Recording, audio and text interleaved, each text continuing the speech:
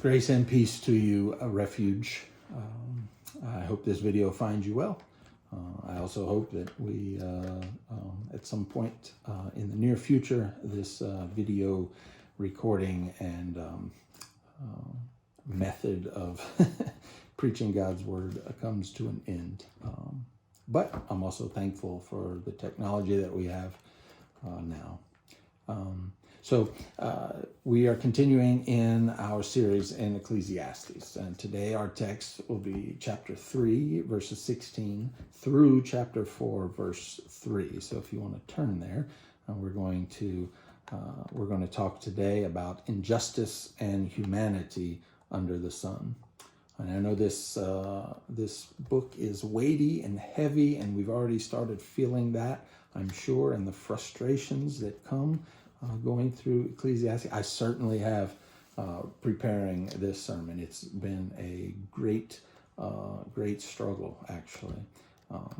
But we also pray that as we go through this, that it's fruitful as well in showing us and helping us see that life under the sun is fleeting, vanity. It is striving after the wind, because what we are really looking for in our heart is not here.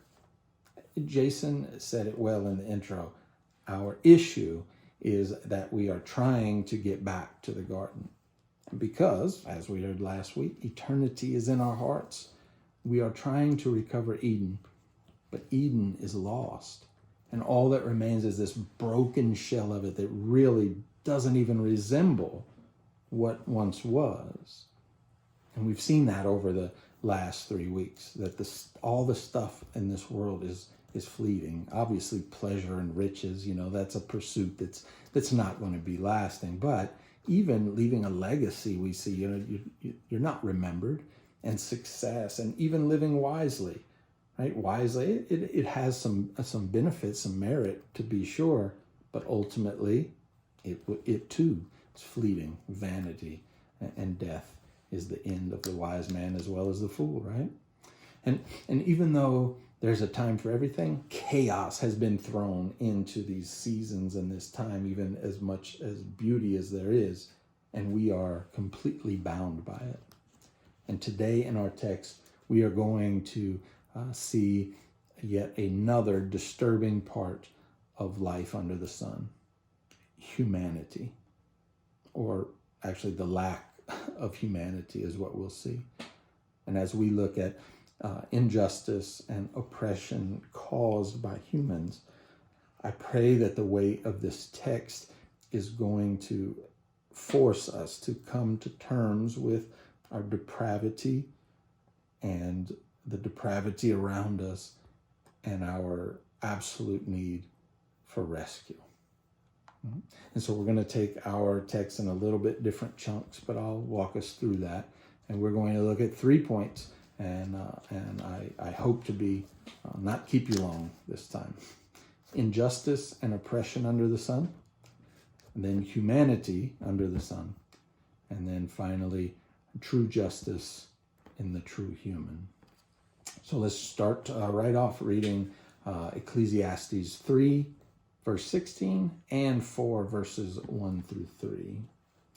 Again, I saw Moreover, I saw under the sun that in the place of justice, even there was wickedness, and in the place of righteousness, even there was wickedness.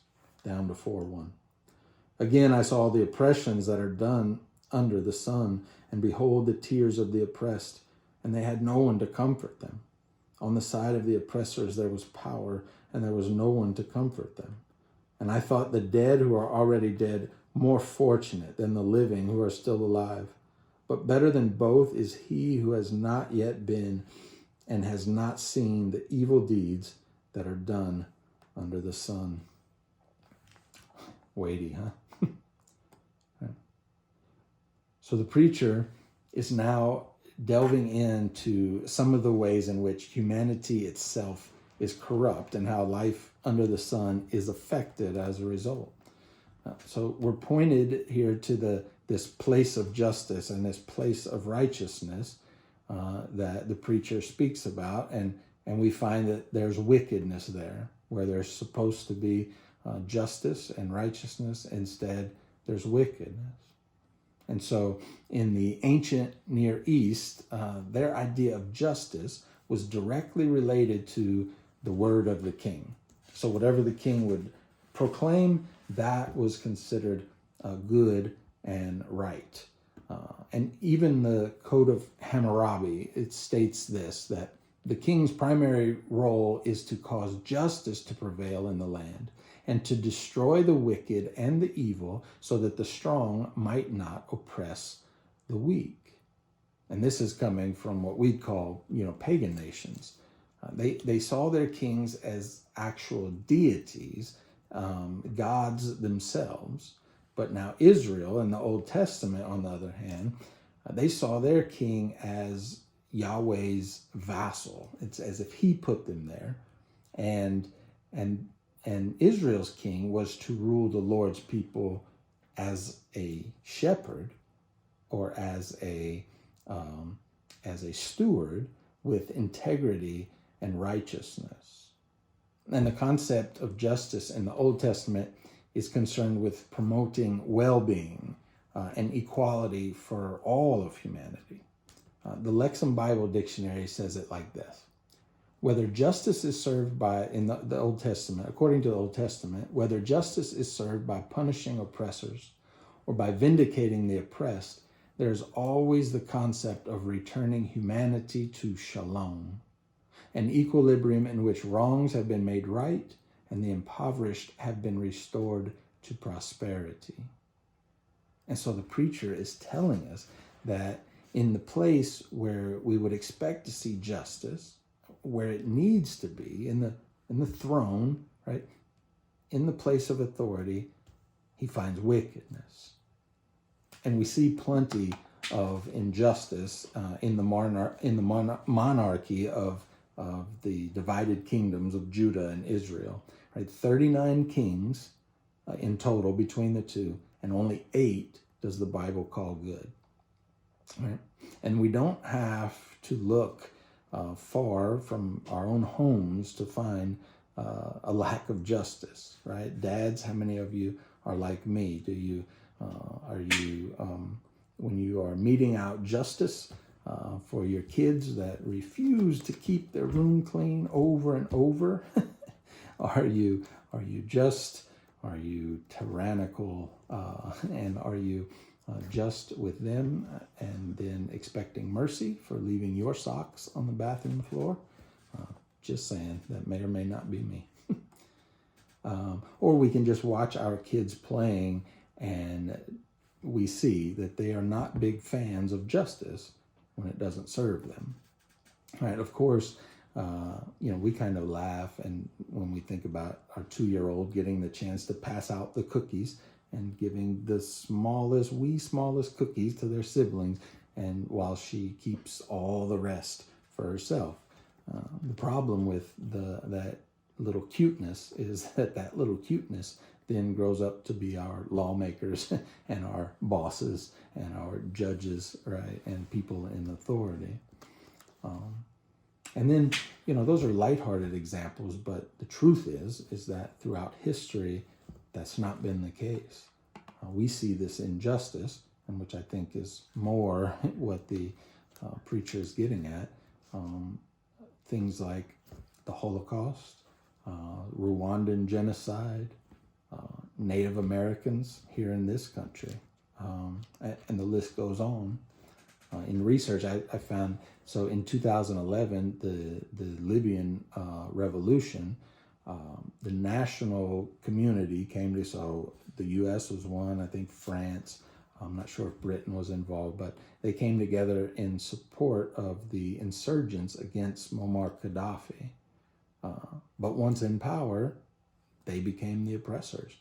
They did wicked things, rape and murdering non-militant citizens that were remaining loyal to Gaddafi, and they faced war crimes as a result. Our country, we're still dealing with severe ramifications of our sin and the horrors of American slavery. There are many instances, but this week, right, probably all of us now have heard at least the news story or saw the shocking video of Ahmaud Arbery's killing. And the video appears to be absolutely clear to me, and yet there are those who still say that was self-defense. It took a media outcry in order for arrests to be made.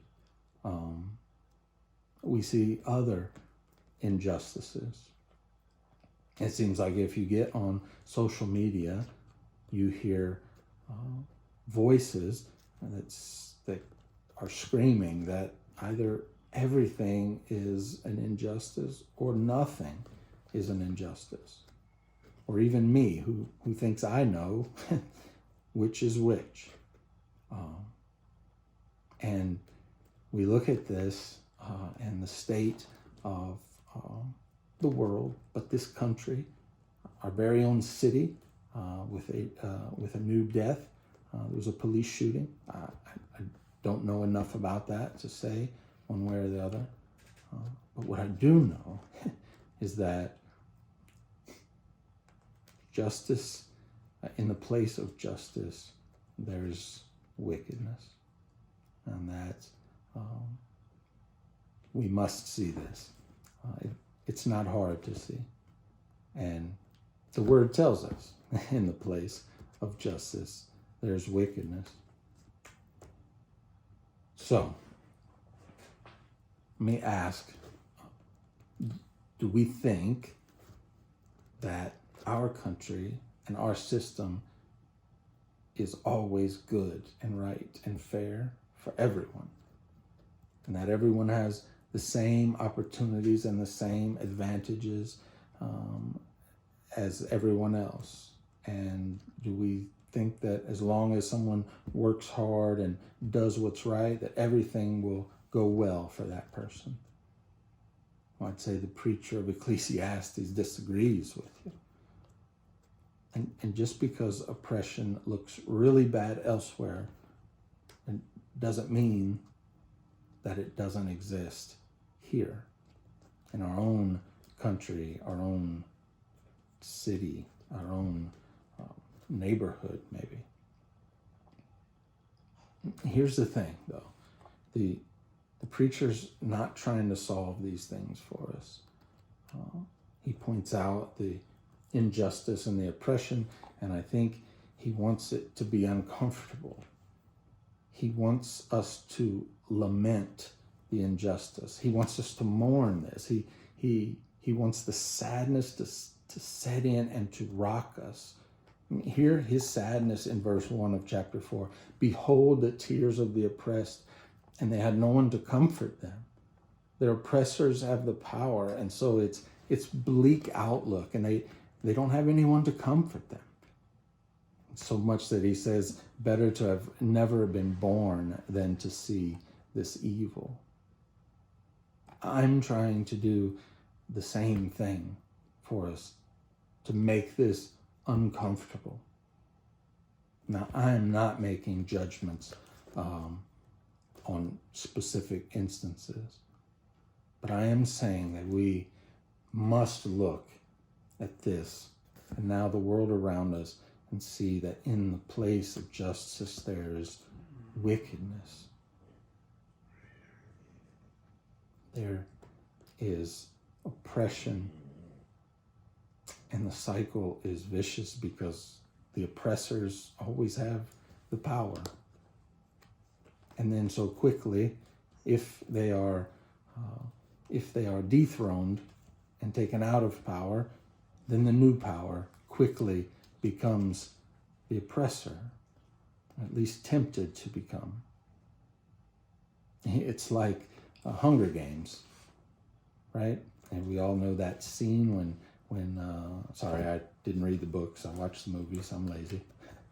But that scene when Katniss realizes that for all of her effort and all of this rebellion and this toil and the lives that have been lost, the new regime, again, wickedness has found the place of justice. And so,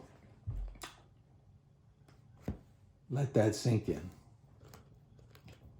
without relief at first. Let it be heavy and weigh on you. Let it be heavy and weigh on you that even you and I, we are prone to injustice, to wickedness. And so the preacher then gives us a glimpse into some of this, but still without solving it for us. He wants it to weigh heavy. But he then, if we'll go to chapter 3, verse 18. I said in my heart with regard to the children of man that God is testing them, that they may see that they themselves are but beasts. For what happens to the children of man and what happens to the beasts is the same. As one dies, so dies the other. They all have the same breath, and man has no advantage over the beasts, for all is vanity. All go to one place. All are from dust, and to dust all return. Who knows whether the spirit of man goes upward and the spirit of beast goes down into the earth? So I saw that there's nothing better than that a man should rejoice in his work, for that is his lot. Who can bring him to see what will be after him? So the preacher does offer a bit of an explanation, though still not a fix. He says, God is testing the children of man so that they will see that they are but beasts. To which you quickly jump to, well, that can't be right. I would agree with you. You say, well, we're made in the image of God, and we were made just a little lower than the angels. And even Jesus said, how much more value is man than a sheep?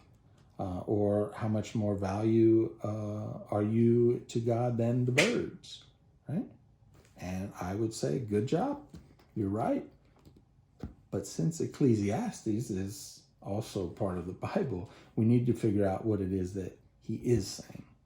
And so actually, I believe that the preacher is alluding back to the garden and to the fact that we were made in the image of God.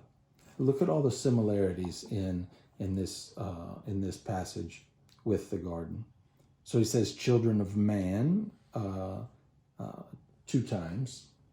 And that could be, or quite literally, that is children of Adam. And though the first man was named literally man, so this could be referenced collectively of both genders, meaning, therefore, human is fitting word to put here, especially since the writer is contrasting with beasts. He doesn't mean just males, though the ladies might think so. And so we have this, right? This human, this son of Adam, children of Adam thing going. On the 6th day, God commanded that beasts be brought forth from the earth. Right? In Genesis 1 and 2 both speak of the breath of life, and though there are different words used here than there, it's still speaking of breath. The intention, I believe, is same for both authors. And almost the exact sentence is used in Genesis 3:19 as we have here.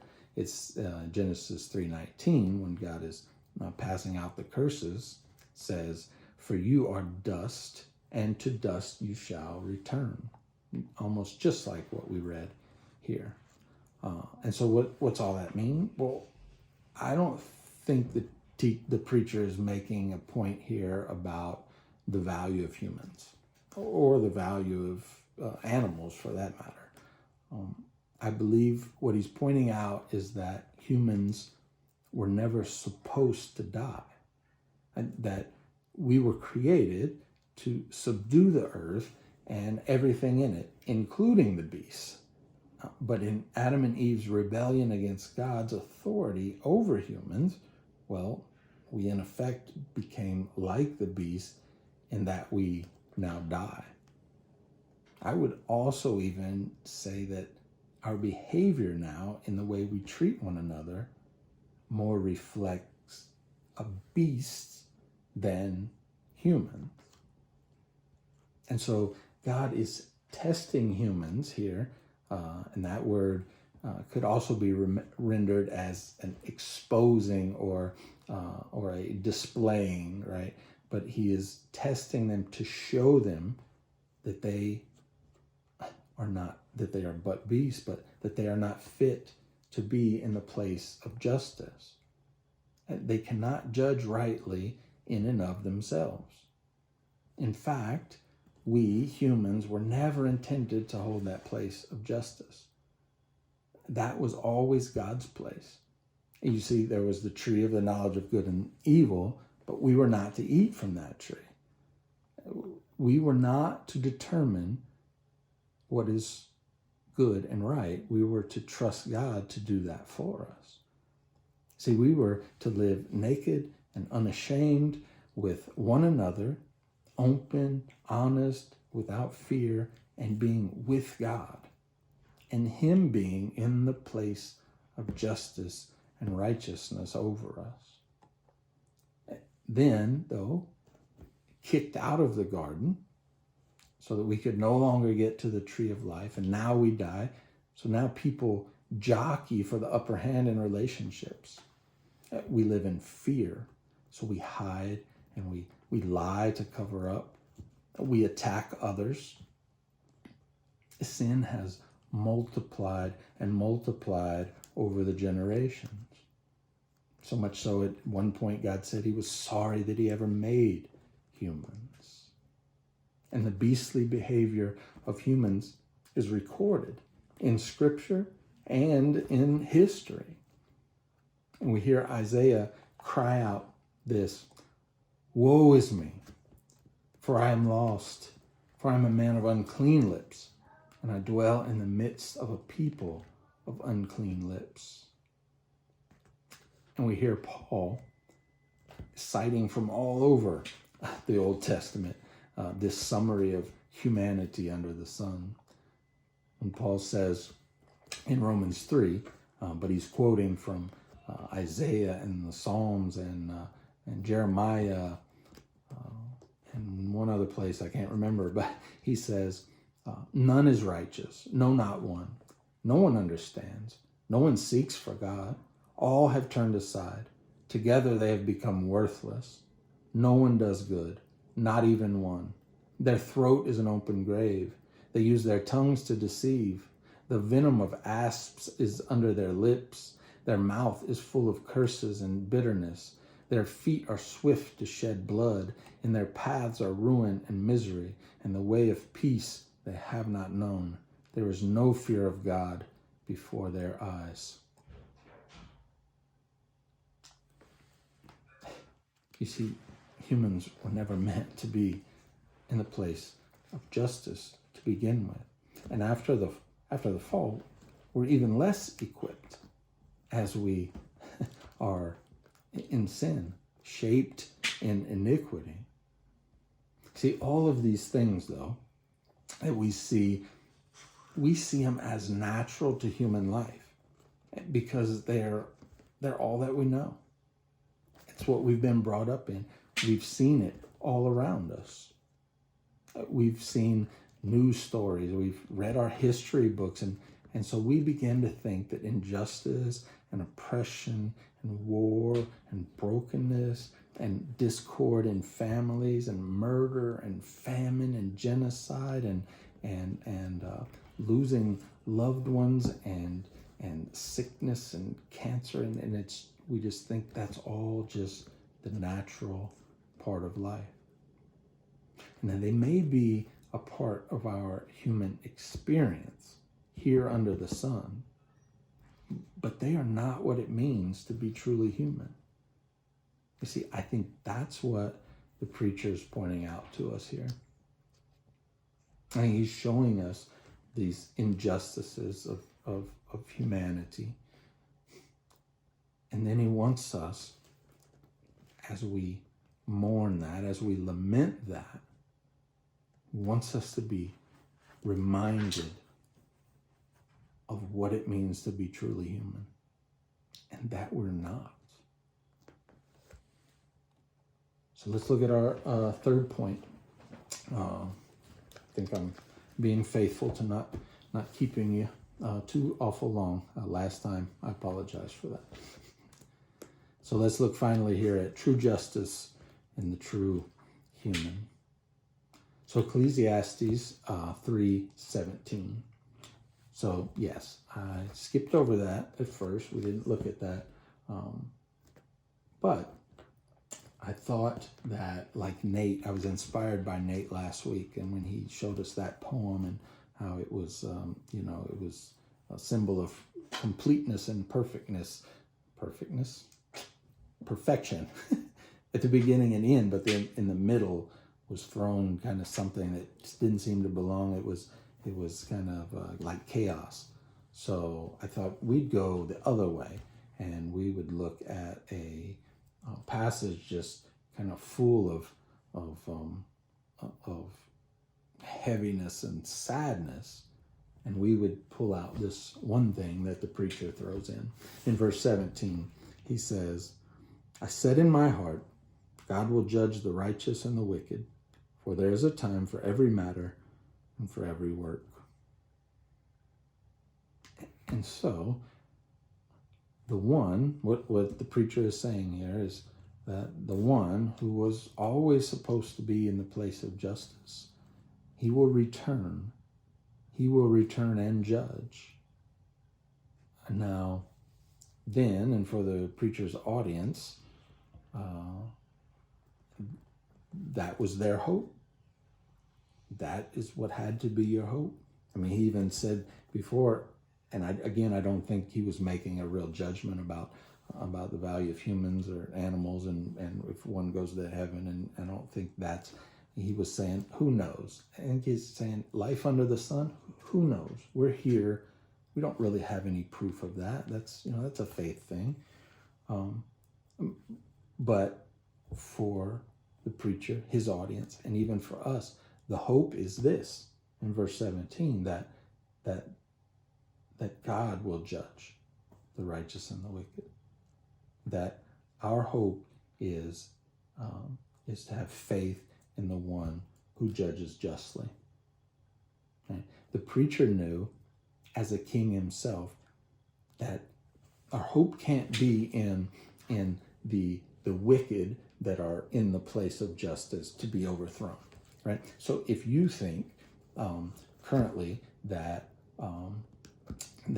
our administration is wicked, there's the wickedness in the place of justice, then let me assure you that if he gets voted out, or they get voted out, the next will be just as prone to wickedness. I'm not saying there's none, that no one can do any good. What I'm saying is that still in the place of justice, we will find wickedness always, because humans don't fill that spot. We need the one who judges justly. And the preacher knew, as a king himself, that as soon as one is overthrown, that next one is tempted towards the same evils. You see, the preacher, he's pointing out and everything that he's decrying as evil throughout this. You see, that's not the natural order. What's natural is what was in the garden, right? When we were not but beasts. Before the fall, before sin entered, before the rebellion against God and his right place of justice, that was natural. Everything since the rebellion and the expulsion of humans from the garden, that's the unnatural. You see, what our hearts long for, eternity, right, and justice, and things being right and made right, that is completely natural. Our hearts are longing for home, longing for what is natural. And so this brokenness around us should make us sad. This brokenness around us should cause us to be uneasy. Dane Ortland says it this way. Jason sent me some quotes, and I'm very thankful because they were good, and he says it better than me. So Dane Ortland says this: Jesus' earthly ministry was one of giving back to undeserving sinners their humanity. We tend to think of the miracles of the Gospels as interruptions in the natural order. Yet, the miracles are not an interruption of the natural order, but the restoration of the natural order. We are so used to a fallen world that sickness, disease, pain, and death all seem natural. But in fact, they are the interruptions. Jesus walked the earth, rehumanizing the dehumanized and cleansing the unclean. So, the true human came to restore our humanity back to us. The first human, Adam, in the garden, he rebelled against the one who was rightly in the place of justice and said he wanted it, in effect. We will decide right and wrong for ourselves, as they were tempted by the serpent, saying that God just knows that in the day you eat of it, you will be like him, knowing good from evil. Problem is, they were already like God. They just weren't God. They were like him, in his image, yet not in his place. And that's what they tried to take. But the second Adam, Jesus, the true human, one who came and even said, as the God-man, I did not come into the world to judge the world, but to save it.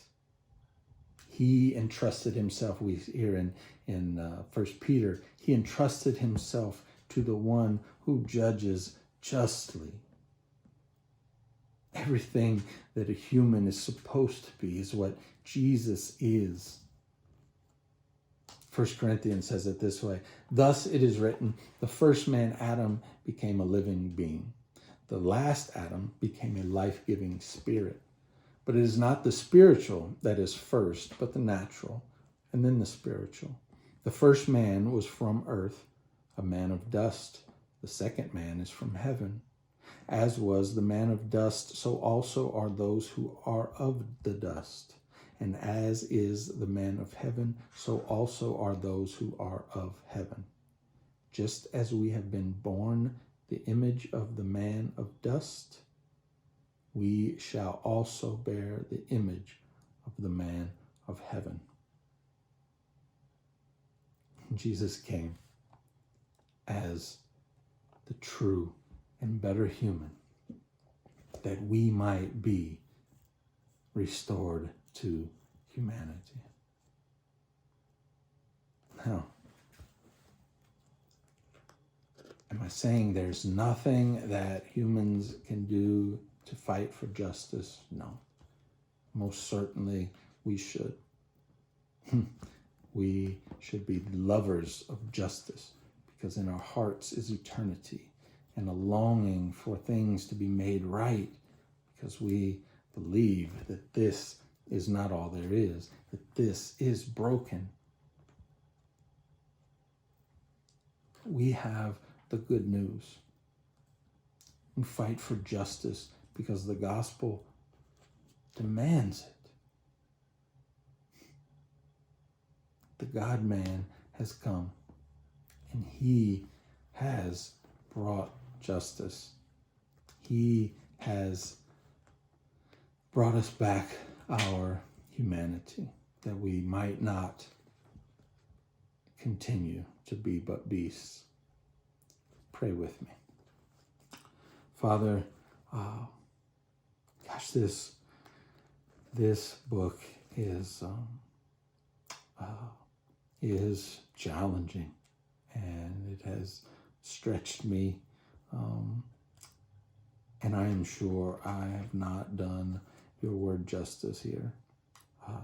But what I pray, though, is that your Spirit takes what little I have provided and buries it in our hearts in good soil, that it might reap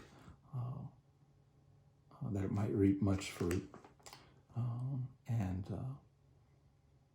as we see the state of humanity around us, would you use that as a test, as a uncovering, as a way of showing us that we truly are but beasts apart from Jesus' saving work, restoring our humanity.